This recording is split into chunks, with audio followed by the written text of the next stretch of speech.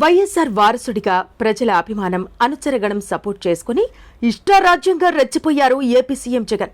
ఆ ప్రజలు తిరగబడితే అనుచరులు ఎదురు తిరిగితే ఎలా ఉంటుందో ఇప్పుడిప్పుడే ఆయనకు అనుభవంలోకి వస్తోంది. ఏదో చేస్తారని భారీ మెజారిటీ కట్టబెడితే సీఎం సొంత ఆస్తులు పెంచుకోవడం తప్ప జగన్ ప్రభుత్వంలో ప్రజలకు పార్టీ కార్యకర్తలకు కష్టాలు నష్టాలే మిగిలాయి. అవకాశం దొరకని వాళ్లు, గెలుస్తామని నమ్మకం లేని నాయకులు ఇప్పటికే వైసీపీని వీడుతుండగా క్షేత్రస్థాయి లీడర్లు, వారి వెంట కేడర్ కూడా పార్టీకి గుడ్ బై చెప్పే ఆలోచనలో ఉన్నారని తెలుస్తోంది. ఫ్యాన్ గాలి ఎవరికీ పడటం లేదా? సీఎం జగన్ ఏకాకిగా మారుతున్నారా? ఎన్నికలకు పూర్తిస్థాయి సన్నద్ధత లేకుండానే సిద్ధమంటున్నారు ఏపీ సీఎం జగన్. అభ్యర్థుల ఎంపిక పూర్తి కాలేదు. ఎంచుకున్న వాళ్లు చివరి వరకు ఉంటారో పోతారో చెప్పలేని పరిస్థితి కనిపిస్తోంది. సిట్టింగ్ ఎమ్మెల్యేల మార్పు ద్వారా ప్రజల్లో వైసీపీ ప్రభుత్వంపై వ్యతిరేకత ఉందని ఒప్పుకున్నారు ముఖ్యమంత్రి. తప్పంతా ఎమ్మెల్యేలు, ఎంపీల మీదకు తోసేసి కొత్త మొహాలను చూపించి ఇంకో ఛాన్స్ అడుగుతున్నారాయన. అయితే జగన్ ను చూసి ఓటు వేసేవాళ్లు రోజు రోజుకి తగ్గిపోతున్నారని రీసెంట్ గా జరుగుతున్న పరిణామాలు స్పష్టం చేస్తున్నాయి. అంగన్వాడీల ఆందోళన, కాంట్రాక్టు కార్మికులు, ప్రభుత్వ ఉద్యోగుల నిరసనలను ఉక్కుపాదంతో అణిచివేసింది జగన్ సర్కారు. చిరుద్యోగుల డిమాండ్లపై సానుకూల స్పందన లేకపోగా వారి సమస్యలను పరిష్కరించకుండా నిరంకుశ ధోరణితో వ్యవహరించారు సీఎం జగన్. రాష్ట్రంలో అన్ని విభాగాల కింద దాదాపు 8 లక్షల మంది ప్రభుత్వ ఉద్యోగులుంటారు.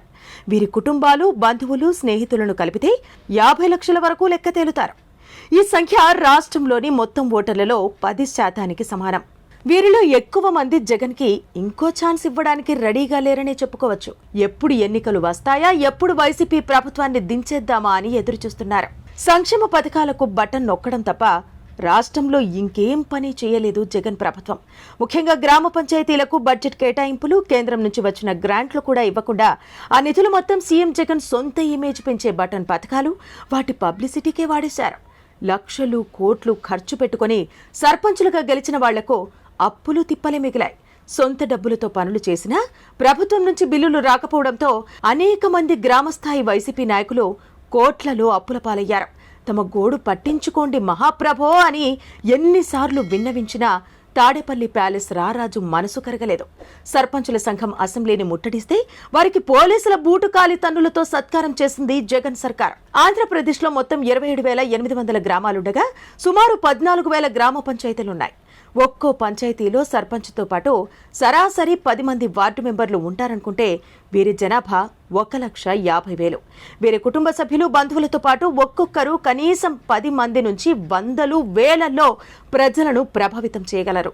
అంటే సర్పంచుల సంఘం ద్వారానే సుమారు 1,50,00,000 మంది. అంటే మొత్తం ఓటర్లలో 30% మంది వైసీపీకి వ్యతిరేకంగా ఓటేసే అవకాశాలు కనిపిస్తున్నాయి. చంద్రబాబు హయాంలో ఉచిత ఇసుక పాలసీ అమల్లో ఉండేది. జగన్ సీఎం అయ్యాక 6 నెలలు ఇసుక తవ్వకాలు నిలిపివేశారు. ఆ తర్వాత కొత్త శాండ్ పాలసీ పేరుతో రాష్ట్రంలోని ఇసుక మొత్తం తన మనుషుల చేతికి అప్పగించారు. ఈ వ్యవహారంలో వైసీపీ పెద్దలు 40,000 కోట్లు దోచుకున్నారని టీడీపీ, బీజేపీ నేతల ఆరోపణ. ప్రతిపక్షాల విమర్శలు పక్కన పెట్టినా భారీగా పెరిగిన ఇసుక ధరలతో రాష్ట్రంలో భవన నిర్మాణ రంగం కుదేలైంది. లక్షలాది భవన నిర్మాణ కార్మికులు ఉపాధి కోల్పోయారు. AP construction workers welfare board లెక్కల ప్రకారం రాష్ట్రంలో భవన నిర్మాణ కార్మికుల సంఖ్య సుమారు 15 లక్షలు. బంధుమిత్రులతో కలిపితే ఈ వర్గం ఓటర్ల సంఖ్య 60 లక్షల వరకు ఉంటుంది. మొత్తం ఓటర్లలో వీరి వాటా 12%. ఇందులో మెజారిటీ ఓట్లు జగన్కు వ్యతిరేకంగానే పడతాయని ప్రత్యేకంగా చెప్పాల్సిన అవసరం లేదు. ప్రతిపక్ష సానుభూతి పరులని ఒక కులాన్ని టార్గెట్ చేయడం, జనసేనాని పవన్ కళ్యాణ్ను నోటికొచ్చిన బూతులు తిట్టడం, దళితులు, వెనుకబడిన వర్గాలపై దాడులతో దాదాపు అన్ని వర్గాల ప్రజల్లో జగన్ ప్రభుత్వంపై వ్యతిరేకత కనిపిస్తోంది. ఇవన్నీ లెక్కలోకి తీసుకోకుండా కేవలం ప్రభుత్వ ఉద్యోగులు, స్థానిక సంస్థల ప్రజాప్రతినిధులు, భవన నిర్మాణ కార్మికుల రూపంలోనే దాదాపు సగం ఓటర్లు వైసీపీకి వ్యతిరేకంగా కనిపిస్తున్నారు. ప్రస్తుతం వైసీపీ టికెట్లు దక్కని ఎమ్మెల్యేల ధిక్కార స్వరాలు జగన్ సర్కారుపై వ్యతిరేకతను సూచించే చిన్నపాటి టీజర్ లాంటివేనని, మొత్తం సమాజంలో అధికార పార్టీపై ఎంత ఆగ్రహం ఉందో చూపించే అసలు సినిమా త్వరలోనే ప్రారంభం కాబోతుందని హెచ్చరిస్తున్నాయి రాజకీయ పరిస్థితులు. మరి ఇన్ఫ్రంట్ క్రొకడైల్ ఫెస్టివల్ ని సీఎం జగన్ ఏ విధంగా జరుపుకుంటారో చూడాలి.